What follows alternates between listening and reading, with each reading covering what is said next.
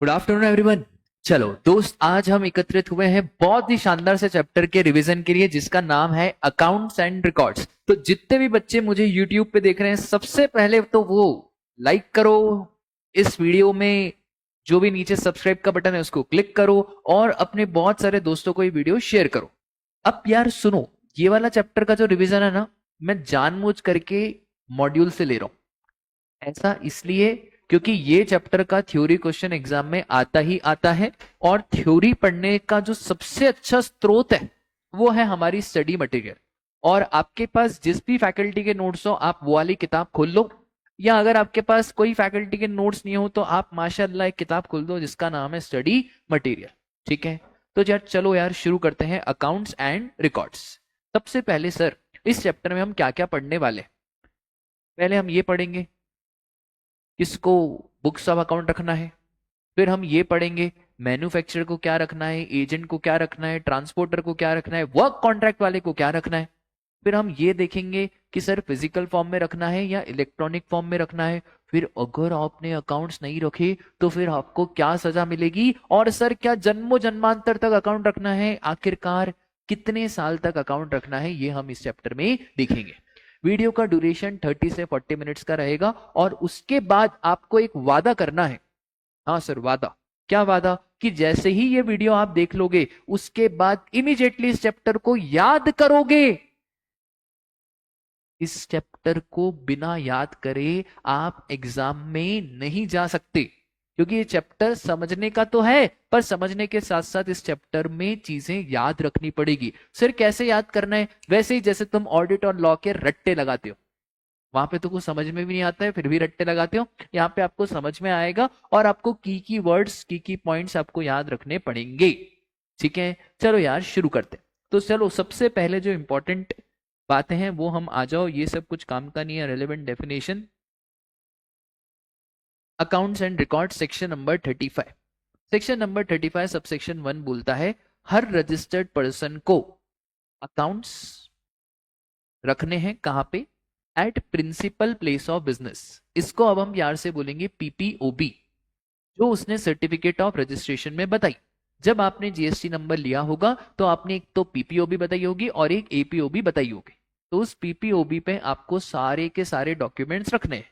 दूसरी बात, you have to keep true and correct accounts, not true and fair accounts. Audit में आप true and fair opinion देते हैं, और ट्रू एंड करेक्ट एक कदम और आगे है। ट्रू एंड करेक्ट में जो नहीं पूछा आपको वो भी बताना पड़ेगा, और एक एक चीज आपको 100% सही रखनी पड़ेगी। ट्रू एंड फेयर में तो ऑडिटर फिर भी बच जाएगा, पर जीएसटी डिपार्टमेंट ने अपने मंसूबे ऑलरेडी क्लियर करके रखे हैं। उन्होंने बोला हमें ट्रू एंड फेयर नहीं चाहिए, हमें तो ट्रू एंड करेक्ट ही चाहिए। सर क्या क्या रिकॉर्ड रखने हैं?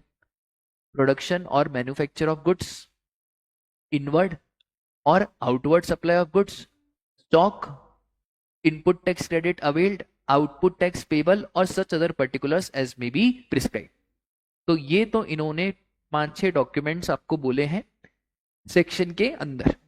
फिर दूसरी बात, अगर आपने सर्टिफिकेट ऑफ रजिस्ट्रेशन में एक से ज्यादा प्लेस ऑफ बिजनेस बताई, एक पीपीओबी और दूसरी एडिशनल प्लेस ऑफ बिजनेस, तो जो भी उस एडिशनल प्लेस ऑफ बिजनेस के रिकॉर्ड्स हैं वो उस एडिशनल प्लेस ऑफ बिजनेस के यहां पे आपको रखने पड़ेंगे।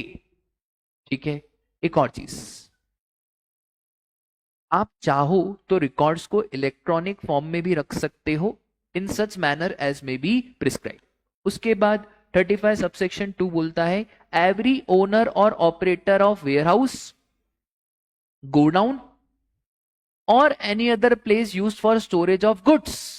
मतलब ये बात कर रहा है वेयरहाउस वालों की, ट्रांसपोर्टर की, जो लोग दूसरों के गुड्स को अपने वेयरहाउस में रखते हैं। And every transporter, irrespective of whether he is a registered person or not। मतलब अगर वेयरहाउस वाले का जीएसटी नंबर नहीं भी है, ट्रांसपोर्टर का जीएसटी नंबर नहीं भी है, तो भी उसको रिकॉर्ड रखने पड़ेंगे। अब आपका डाउट आएगा कि सर वो रिकॉर्ड रखेगा कैसे, उसके पास तो जीएसटी नंबर है नहीं। तो यहाँ पे एक एनरोलमेंट नंबर का आगे प्रावधान आएगा, तो एक टेम्पररी नंबर इनको ग्रांट करा जाएगा, एनरोलमेंट आईडी ग्रांट करी जाएगी। तो shall maintain the records of consignor, consignee and other relevant details. उसके बाद कमिश्नर कुछ कुछ class of taxable person specify कर सकता है जो एडिशनल डॉक्यूमेंट्स और अकाउंट्स रखे। फिर कमिश्नर चाहे तो कुछ कुछ क्लास ऑफ पर्सन को मना भी कर सकता है कि भैया आपको ये वाले अकाउंट्स रिकॉर्ड्स रखने की जरूरत नहीं है। और दूसरा, subject to provision of clause H of sub section 5 of section 17। Section 17 subsection 5 बात करता है आपके ब्लॉक्ड क्रेडिट के बारे में। तो where the registered person fails to account for goods services और both in accordance with provision of subsection 1, अगर हमारे रजिस्टर्ड पर्सन ने अकाउंट्स एंड रिकॉर्ड्स नहीं रखे तो उसके ऊपर पेनल्टी लग जाएगी सेक्शन 73 और section 74 as the case may be. और अब नए फाइनेंशियल ईयर से आपको बता दूं 73 और 74 हट चुका है और उसकी जगह आ गया है कौन सा 74A। तो सर अब वापस से किताबें अमेंड होगी क्या? हाँ भैया ये तो जीएसटी लॉ है, इसमें किताबें ज्यादा चेंज होती है। तो 73 74 हटके अब दोनों मर्ज होके क्या आ गया है 74A। पर फिर भी आपके नॉलेज के लिए बता दूं, आपके लिए तो 73 और 74 ही है। 73 का नोटिस तब आता है जब आपने फ्रॉड नहीं करा और 74 का नोटिस आता है जब आपने मैलिफाइड इंटेंशन के साथ फ्रॉड करा है। ठीक है, अब इंपॉर्टेंट पॉइंट, जो जो बातें हमारी ऑलरेडी हो चुकी है। सबसे पहले, who is required to maintain books of account and at which place? हर रजिस्टर्ड पर्सन को बुक्स ऑफ अकाउंट रखने, कहां पे रखने? Principal place of business. फिर दूसरा, जो भी एडिशनल प्लेस ऑफ बिजनेस के डॉक्यूमेंट है वो आपको एपीओबी पे रखने। अगर आपने एक से ज्यादा सर्टिफिकेट ऑफ रजिस्ट्रेशन में प्लेसेस बताई है तो भैया फॉर एग्जाम्पल मैंने एक प्लेस इंदौर बताई है, एक प्लेस उज्जैन बताई है, तो इंदौर के डॉक्यूमेंट्स इंदौर वाली जगह पे, उज्जैन के डॉक्यूमेंट्स उज्जैन वाली जगह पे। एक और चीज, अगर आपका कोई भी डॉक्यूमेंट हमें आपकी प्रीमाइसेस पे मिल गया या कोई सी भी प्रीमाइसेस पे मिल गया तो प्रॉपर ऑफिसर बाय डिफॉल्ट यही मानेगा कि वो डॉक्यूमेंट आपने मेंटेन करा है। तो unless proved otherwise any document register और any books of accounts belonging to a registered person are found at a place other than those mentioned in certificate of registration, मतलब कोई दूसरी खुफिया जगह पे आपके नाम से कोई डॉक्यूमेंट मिला तो हम तो यही मानेंगे कि वो डॉक्यूमेंट आपकी रजिस्टर्ड प्लेस ऑफ बिजनेस का है। ठीक है सर, कौन कौन से अकाउंट्स एंड रिकॉर्ड्स रखने हैं? तो ये मैंने आपको ऑलरेडी सेक्शन में बता दिया कि production, manufacture, inward outward supply of goods, stock, ITC, availed, output tax payable और सच अदर पर्टिकुलर्स एज में बी प्रिस्क्राइब। और जब जब ऐसा है सच अदर पर्टिकुलर्स एज में बी प्रिस्क्राइब, इसका मतलब है हमें कहां कूदी मारनी है, रूल्स के ऊपर हमको जाना है। ठीक है, और सर अब आ जाओ रूल्स के ऊपर। सबसे पहला, एडिशनल रिकॉर्ड्स जो रजिस्टर्ड पर्सन को रखने, ये तो रखने ही रखने, ये तो नॉर्मल रिकॉर्ड सेक्शन में बता दिए। और एडिशनल रिकॉर्ड्स जो रखने हैं रजिस्टर्ड पर्सन को, तो सबसे पहला आ जाओ, goods services imported exported, supplies attracting payment of tax on reverse charge.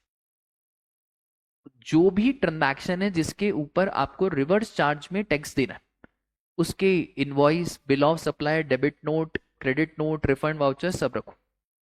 Account of advance received, paid and adjustment, जो भी एडवांस आपको मिला है या आपने पे करा है वो। फिर name and complete address of supplier from whom he has received the goods chargeable to tax under the act। तो जिससे आपको गुड्स मिले हैं उनका नाम और उनका एड्रेस, और name and complete address to whom he has supplied the goods और सर्विसेज। फिर उसके बाद complete address of premises where the goods are stored, including the goods stored during the transit। और फिर इन्होंने एक खतरनाक बात बोल दी कि अगर goods are found at any place other than declared, फिर प्रॉपर ऑफिसर छोड़ेगा नहीं और प्रॉपर ऑफिसर उसके ऊपर टैक्स लगा के ही मानेगा। इसका मतलब बहुत खतरनाक है। सपोज करो मेरी एक एंटिटी है और मेरे गुड्स सैंपल बेसिस पे कहीं दूसरे गोडाउन पे रखे हुए थे। अब प्रॉपर ऑफिसर ने उस गोडाउन को चेक करा, प्रॉपर ऑफिसर ये मान लेगा कि आपने गुड्स भेजे नहीं थे, आपने गुड्स बेचे थे। और क्योंकि आपने गुड्स बेचे थे तो अब आप इसके ऊपर क्या दो, टैक्स दो। तो कितना खतरनाक है। मतलब सर अगर हमारे गुड्स कहीं पे भी मिल गए तो प्रॉपर ऑफिसर तो यही मानेगा कि आपने उस जगह पे गुड्स बेचे थे और उसके ऊपर टैक्स लगा देगा। ठीक है सर, इसको याद कैसे करेंगे? देखो मेरे को है ना ऑडिट में 84 नंबर आए थे, उसका भी वीडियो बनाएंगे यूट्यूब पे। और 84 नंबर आने की एक ही वजह थी कि मेरे को चीजें बहुत जल्दी जल्दी याद हो जाती थी। सर आप कैसे याद करते थे, कोई दवा खाते थे क्या? मैं चीजों को बहुत समझ के पढ़ता था, और जब मैं चीजों को बहुत समझ के पढ़ता था तो मेरे को ऑटोमेटिकली वो दिमाग में बैठ जाती थी। अब सपोज करो इसको मेरे को अगर याद करना हो एज अ स्टूडेंट, तो मैं बोलूंगा यार देख साहिल, लॉ मेकर ने रजिस्टर्ड पर्सन को रिकॉर्ड्स रखने के लिए बोले, सेक्शन 35, और रूल्स ने इन रिकॉर्ड्स में थोड़ा सा इजाफा करा है। सेक्शन 35 में अब तू बता साहिल, अगर एक जनरल दुकानदार है, शॉपकीपर, शोरूम वाला है, वो क्या क्या रिकॉर्ड्स रखेगा? तो अंदर से ही आवाज आएगी, प्रोडक्शन कर रहा है तो प्रोडक्शन का रिकॉर्ड, मैन्युफैक्चर का रिकॉर्ड, फिर कोई भी जो माल बेच रहा है उस पे क्या आउटपुट टैक्स पेबल है, उसके बाद इनवर्ड टैक्स है जो आरसीएम में वो पेबल है। ऐसे खुद थोड़ा दिमाग लगाओगे ना तो ऑटोमेटिकली 3-4 पॉइंट तो बन जाएंगे। फिर स्टॉक ऑफ गुड्स कितना है। अब रूल्स ने और एडिशनल डॉक्यूमेंट बोले, तो अगर इंपोर्ट एक्सपोर्ट का मामला है तो अलग से रिकॉर्ड रखो। फिर कोई भी सप्लाई जिसके ऊपर मुझे रिवर्स चार्ज में टैक्स पे करना है उसके डॉक्यूमेंट अलग से रखो। जो मुझे एडवांस रिसीव हुआ है, मैंने जो एडवांस पे करा है उसके डॉक्यूमेंट अलग से रखो। फिर मेरे जो गुड्स है वो कहां पे स्टोर्ड है उसके डॉक्यूमेंट अलग से रखो। फिर जो मैंने माल बेचा है, जिसको बेचा है उनका पूरा नाम और उनका पूरा एड्रेस, और मैंने जिससे खरीदा है उनका पूरा नाम और पूरा एड्रेस। अब आप कभी जिंदगी में नहीं भूल पाओगे। और कभी आप ऐसे याद करते ना, बच्चे अलग ही टेरेस पे जाके रट्टे मार रहे हैं, अरे भाई क्या हो जाएगा याद करने से? कभी जिंदगी में चीजें याद नहीं होगी। याद करना मतलब भूलने की तैयारी, तभी तो याद कर रहे हो। अब इसको मैंने एक बार समझा दिया, 2-3 बार जब आप इसको पढ़ लोगे, 3 रिवीजन कर लोगे तो दिमाग से जाएगा ही नहीं। आया समझ में? बस ऐसे ही याद करना है थ्योरी। ठीक है, घबराओ मत, थ्योरी से सब हो जाएगा। उसके बाद अब इन्होंने लिखा है, however a supplier who has opted for composition is not required to maintain such records। Composition वाले को 2 रिकॉर्ड नहीं रखने, एक तो स्टॉक ऑफ गुड्स और एक डिटेल्स ऑफ टैक्स। अब दिमाग लगाओ सर, कंपोजिशन स्कीम वाला एक फिक्स रेट पे टैक्स देता है, उसको न तो आईटीसी मिलता है और न ही वो आगे आईटीसी पास ऑन कर सकता। तो सर फिर कंपोजिशन वाला टैक्स की डिटेल क्यों ही रखेगा? और सर फिर कंपोजिशन वाला स्टॉक की डिटेल भी क्यों ही ये बन गया आंसर। तो कंपोजिशन वाले को 2 रिकॉर्ड नहीं रखने, स्टॉक ऑफ गुड्स और, अब स्टॉक ऑफ गुड्स में भी सिर्फ लिख के थोड़ी होंगे स्टॉक ऑफ गुड्स। अब थोड़ा दिमाग चलाओ, opening balance, receipt, accounts, accounts, अरे वो अकाउंट्स में एक चैप्टर था ना आपको सीए फाउंडेशन में, वो फीफो लीफो वेटेड एवरेज, जहां पे आप यही तो करते थे, opening balance, receipt, goods lost, stolen, destroy, return off, pre sample, और कितना बचा, raw material, finish goods, scrap. फिर डिटेल्स ऑफ टैक्स। अब details of tax sir, tax payable including tax under reverse charge, tax collected, ITC claim, tax invoice, credit note, debit note, ये सब document रखने की जरूरत नहीं है। तो हो सकता है आपके एग्जाम में यही क्वेश्चन आ जाए कि कंपोजिशन वालों को कौन से डॉक्यूमेंट नहीं रखने हैं, तो इन्हें ये 2 डॉक्यूमेंट नहीं रखने हैं और इसको छोड़ के बाकी जो भी डॉक्यूमेंट पड़े इनको रखना पड़ेगा। सिंपल। उसके बाद आ जाओ एजेंट के ऊपर। अब एजेंट को क्या क्या अकाउंट्स एंड रिकॉर्ड्स रखने, थोड़ा सा दिमाग लगाओ। एजेंट मतलब कौन? सर जीएसटी में है ना 2 एजेंट होते हैं,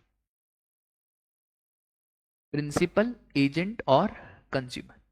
एक एजेंट तो वो होता है जो इनवॉइस अपने नाम पे इशू कर रहा है, और एक एजेंट वो होता है जो इनवॉइस प्रिंसिपल के नाम पे इशू कर रहा है।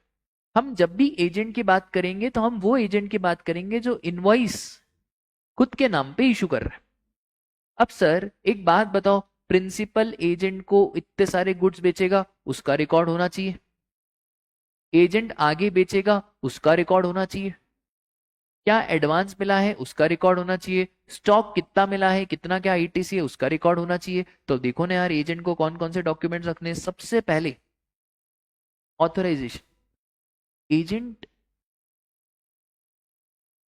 को जब तक ऑथोराइजेशन नहीं मिलेगा वो माल ले ही नहीं सकता और बेच भी नहीं सकता, क्योंकि एजेंट तो सर वो कठपुतली है जो किसके कहने पे चलती है, प्रिंसिपल के कहने पे। उसकी कोई अपनी कोई औकात या अपनी कोई आइडेंटिटी थोड़ी है। तो sir authorisation received from each principal to receive और supply the goods on behalf of principal, ये हो गया एक डॉक्यूमेंट। फिर description value quantity of goods and services received on behalf of every principal, तो एक हो गया ऑथोराइजेशन। ऐसे वर्ड भी लिखते जाया करो। एक हो गया क्या, दूसरा डीवीक्यू, डीवीक्यू मतलब डिस्क्रिप्शन वैल्यू और क्वांटिटी। फिर तीसरा वापस से डीवीक्यू, पहले रिसीव्ड और सप्लाइड, तो एक डीवीक्यू रिसीव्ड का है और एक डीवीक्यू। फिर सर ऐसे प्रिंसिपल को टाइम टू टाइम अकाउंट्स भी देने, तो डिटेल ऑफ अकाउंट्स 1:2 प्रिंसिपल कि भैया इतना माल आया, इतना माल बिका, इतने सेल्स रिटर्न हुए, इतने परचेस रिटर्न हुए, ये डिफेक्टिव माल है। और last tax paid on receipt और supply of goods on behalf of, तो जो प्रिंसिपल ये सच्चा एजेंट है, तो भैया ये इसी को सब इनवॉइस इनवॉइस बनाना पड़ेगा, आईटीसी मिलेगा, तो इसने कितना क्या टैक्स पे करा। अब मेरे को एक बात बताओ, यूं यूं याद हो गया, तो कैसे याद हो गया, देखो ऑथोराइजेशन होना चाहिए, डीवीक्यू, डीवीक्यू मतलब description value quantity of goods received of goods supplied. Sir ये सब का खाता पिक्चर देनी है किसको, प्रिंसिपल को। और सर जो आया जो गया उसके ऊपर जो टैक्स पेड है वो, ये ऐसे याद करो ना, क्यों नहीं याद होगा, ऑडिट को समझोगे तो ऑडिट भी याद होगा। ठीक है, बहुत ही सिंपल है यार, बहुत सिंपल है, सही में मजाक नहीं कर रहा हूं। सीए का पेपर बहुत सिंपल है, आप अपने पढ़ाई का तरीका बदल दोगे ना, आपको लगेगा क्या है, सिर्फ समझ समझ के पढ़ोगे ना 2 मिनट में चीजें याद होगी। और लोड लोगे ना कि ये भी याद करना है ये भी याद करना है, फिर बेटा कभी याद नहीं होगा। ठीक है, उसके बाद मैन्युफैक्चर। अब पता है मैं क्या करता था, मेरे को मालूम है कि अकाउंट्स एंड रिकॉर्ड 4-5 मार्क्स का चैप्टर है, उसमें 4-5 पॉइंट वाले क्वेश्चन आएंगे, इसमें इंस्टीट्यूट ने पैरा दिया हुआ है, इसका मतलब है ये कुछ काम का, ओहो सर्विस प्रोवाइडर में काम का। पर सर फिर भी हमको बताओ तो सही, हाँ तुमको तो बता रहा हूं मैं, पर ये स्मार्ट स्टडी। तो मैन्युफैक्चरर को क्या रखना है सर, हर रजिस्टर्ड पर्सन जो गुड्स को मैन्युफैक्चर कर रहा है उसको प्रोडक्शन अकाउंट्स रखने, कितनी क्वांटिटेटिव डिटेल्स, क्या रॉ मटेरियल, क्या डब्ल्यूआईपी, क्या इनपुट यूज हुआ फॉर मैन्युफैक्चरिंग। ठीक है, उसके बाद सर्विस प्रोवाइडर, सर इसको भी क्वांटिटेटिव डिटेल्स रखनी है ऑफ, ये एमसीक्यू में आ सकता है कि भैया अगर आज मैं कोचिंग की सर्विस दे रहा हूं तो मुझे डिटेल्स रखनी है कि कितनी किताबें आई, क्या कैमरा, क्या फैन, ये सारी डिटेल जो भी सर्विसेज देने में मेरे को गुड्स यूज हुए वो सारी क्वांटिटेटिव डिटेल्स मुझे रखनी पड़ेगी। उसके बाद पर्सन एग्जीक्यूटिंग वर्क कॉन्ट्रैक्ट, अब इसका 5 मार्क्स का क्वेश्चन आ सकता है क्योंकि 5 पॉइंट दिए हुए हैं। अब वर्क कॉन्ट्रैक्ट क्या होता है सर, वर्क कॉन्ट्रैक्ट मतलब हमने ठेके पे कॉन्ट्रैक्ट दिया हुआ है और पूरा का पूरा इमूवेबल प्रॉपर्टी सामने वाले ही बनाएगा सामान के साथ, वो घर में देते ना अपन पूरा कॉन्ट्रैक्ट ठेके में, उसी को बोलते हैं वर्क कॉन्ट्रैक्ट। अब सर वर्क कॉन्ट्रैक्ट वाले को क्या क्या अकाउंट रिकॉर्ड रखने पड़ेंगे, सबसे पहला name and address of person on whose behalf, इसको याद रखना है तो बिल्डर के सेक्टर से याद रखो। फॉर सपोज करो साहिल सर ने अपना घर बनाने का वर्क कॉन्ट्रैक्ट, अपनी कमर्शियल बिल्डिंग बनाने का काम दे दिया छाबड़िया बिल्डर्स को। ये कौन है सर छाबड़िया बिल्डर्स, अरे छाबड़िया मेरा दोस्त है, उसका काम बिल्डर्स का है, तो छाबड़िया बिल्डर्स। तो छाबड़िया बिल्डर्स को सबसे पहले पता है क्या रखना पड़ेगा, मेरा नाम और मेरा एड्रेस, क्योंकि मेरे बिहाफ पे वो वर्क कॉन्ट्रैक्ट एग्जीक्यूट कर रहा है। फिर डीवीक्यू, सर डीवीक्यू दोनों का, हाँ भैया सबसे पहले description value quantity of goods services received और description value quantity of goods services utilise, तो कितना गुड्स सर्विसेज आया, कितना गुड्स सर्विसेज उसमें से यूटिलाइज करा। और राजा एक बात बताओ, उसको भी तो बिल बना के मेरे को देना है ना, तो वो बिल कैसे बनाएगा, कितना रिसीव हुआ इतना यूटिलाइज हुआ। फिर टाइम टू टाइम मुझे उसको क्या करना पड़ेगा, पेमेंट तो उसको लिखना पड़ेगा, डिटेल्स ऑफ पेमेंट received, और name and address of supplier from whom he received goods और services। ये छाबड़िया बिल्डर्स को कहाँ कहाँ से गुड्स मिले हैं, कौन कौन से सप्लायर से गुड्स मिले हैं। हो गया। अब इसको क्या याद करना, बच्चे घबरा रहे हैं। अब देखो work contract, sir work contract में आपने बताया आपके दोस्त का एग्जांपल याद रखना है। सबसे पहले उसको आपका नाम और एड्रेस पता होना चाहिए। 2 DVQ, description value quantity of goods and services received, description value quantity of goods and services utilise. गजब। सर उसके बाद पेमेंट भी तो दोगे, तो उसको पेमेंट का भी क्या रखना पड़ेगा, रिकॉर्ड रखना पड़ेगा। और छाबड़िया बिल्डर्स ने जिस जिस सप्लायर से गुड्स और सर्विसेज लिए हैं उनका भी उसको नाम और एड्रेस रखना पड़ेगा। बोलो माता रानी की। ठीक है। उसके बाद राजा, custodian, clearing and forwarding agent. अब सर आपने बताया ना ये इंपॉर्टेंट नहीं है। हाँ नहीं है। क्यों नहीं है? क्योंकि दिख रहा है। आप ही बताओ क्या इसमें से कोई क्वेश्चन आ सकता है? नहीं आ सकता। 4-5 मार्क्स का क्वेश्चन इसमें से नहीं बनेगा। सर इसमें से भी नहीं बनेगा। हाँ भैया इसमें से भी नहीं बनेगा। तो ये हो गई स्मार्ट स्टडी। पर सर हमको बताओ तो सही ये क्या है। हाँ देख लो, कुछ भी नहीं है। तो ये जो कस्टोडियन, क्लियरिंग और फॉरवर्डिंग एजेंट होते हैं ना, जो कस्टम डिपार्टमेंट पे आपके इंपोर्ट एक्सपोर्ट वाले माल को क्लियर कराते हैं, इनको कौन कौन से डॉक्यूमेंट रखने हैं। तो देखो, true and correct records in respect of goods handled on behalf of registered person and shall produce the detail as and when required by proper office. तो कौन कौन से गुड्स इन्होंने उन्हें हैंडल करे उसका रिकॉर्ड्स बस इनको रखना है। अगली बात, ओनर ऑपरेटर वेयरहाउस, इनको क्या रखना है sir, consignor, consignee and other relevant details of the goods. अब इनको एक चीज बोली गई, मैंने आपको बोला ना कि अगर इनके पास जीएसटीएन नंबर नहीं है तो भी इनको रिकॉर्ड रखना है ऑन दी बेसिस ऑफ, ठीक है। तो अगर ये रजिस्टर्ड नहीं है, they should obtain unique enrolment number, ठीक है। बस इतनी सी बात। सर अगर इनके पास यूनिक एनरोलमेंट नंबर है तो फिर ये दूसरा जीएसटीएन नंबर यूज नहीं कर सकते। या तो जीएसटीएन यूज कर लो या तो क्या यूज कर लो, एनरोलमेंट नंबर यूज कर लो। फिर सर वही ट्रांसपोर्टर, अब ट्रांसपोर्टर को क्या क्या रखना है भाई, अब तुम ही बताओ। Goods transported, delivered, stored in transit along with GSTN of consignor and consignee. फिर व्हाट अबाउट वेयर हाउस और गोडाउन, गोडाउन वालों को क्या रखना है सर, कितने टाइम तक गुड्स गोडाउन में रहे, dispatch, movement, receipt and disposal of such goods. और एक वेरी वेरी इंपॉर्टेंट, ये बहुत इंपॉर्टेंट है कि जो ओनर है, जो ऑपरेटर है, जो वेयर हाउस में, क्योंकि क्या होता है ना वेयर हाउस में तो राजा बहुत सारे लोगों के सामान रखे जाते हैं, तो ऐसे सामान रखो ताकि हम आइटम वाइज और ओनर वाइज दोनों आइडेंटिफाई कर पाए। और इसका जो सही एग्जाम्पल है ना वो है राजा अमेज़न। मैं अमेज़न के वेयर हाउस में पर्सनली गया था, मेरे फ्रेंड का बहुत अच्छा काम है। इतना गजब का वेयर हाउस आपने कभी जिंदगी में नहीं देखा होगा। अमेज़न पता है क्या करता है, अमेज़न एक एरिया अलोकेट करता है कि आपको कितना एरिया चाहिए, और उनका वेयर हाउस इतना बड़ा कि आपकी आंख थक जाए, तो आपको वो एरिया देगा कि भैया ये एरिया आपको दे दिया। और उसके बाद अमेज़न आइटम ऐसे रखता है कि भैया अगर कोलगेट है तो कोलगेट इधर रखेगा, चिप्स का पैकेट है तो इधर रखेगा, दूसरा पैकेट है तो इधर रखेगा। ये यहाँ पे अपने जो नॉर्मल किराने की दुकान है वैसा नहीं है कि सब एक ही जगह पे भरे जा रहे हैं। तो भाई वेयर हाउस कीपर को ये ध्यान रखना है कि कल को प्रॉपर ऑफिसर चेकिंग करने आ गया और अब आपने प्रॉपर ऑफिसर को धक्का दिया, ये ले ढूंढ ले, ऐसा नहीं होता है।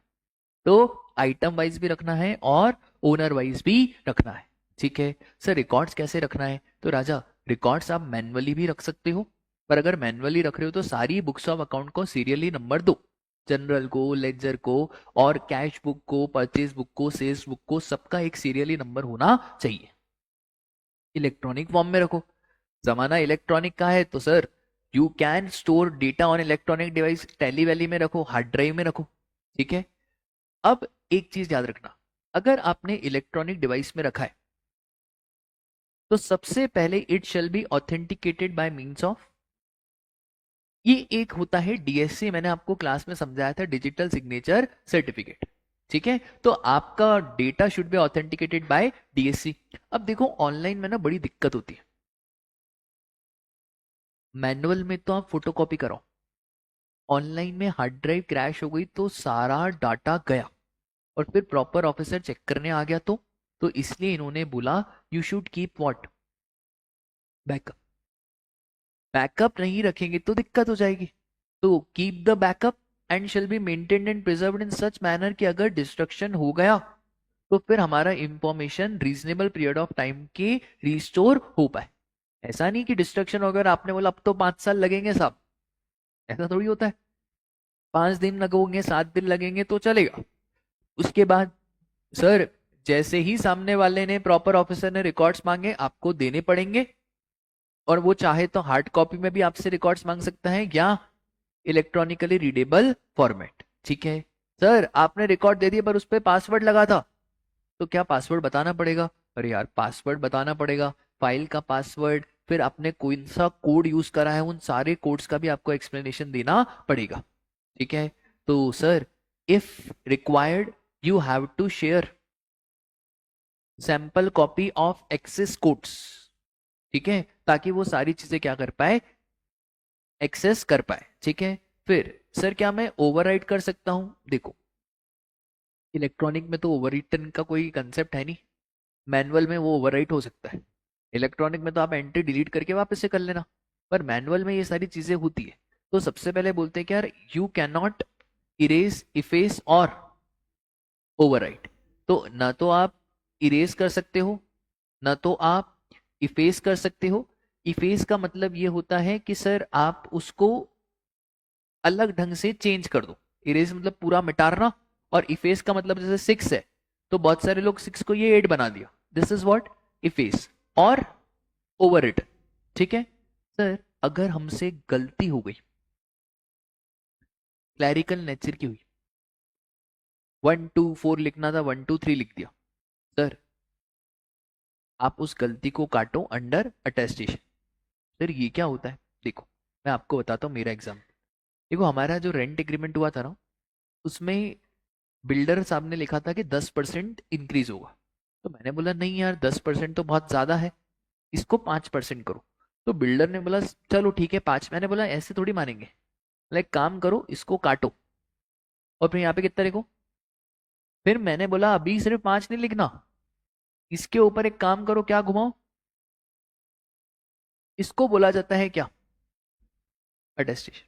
तो बोलने के बाद भी एग्रीमेंट में सामने वाले ने 10% ही लिखवाया। सोचो बिल्डर कितना शाना था। तो भाई तो अपने को तो, अपन सीए, अपने को तो इतना नॉलेज होना चाहिए ना कि भाई अपन ने जब बात करी तो 5 की बात करी, तो भैया अब इसको काट के कितना लिखना है, 5। और फिर वहां पे वो क्या भी करनी बेटा, साइन, अटेस्टेशन। आया समझ में? सर अगर आपने इलेक्ट्रॉनिकली मेंटेन करा है तो a log of every entry edited और डिलीटेड शैल बी मेंटेन, कि कितनी एंट्री आपने एडिट करी, कितनी एंट्री आपने डिलीट करी, उसका भी अलग से आपके पास डिटेल मेंटेन होनी चाहिए।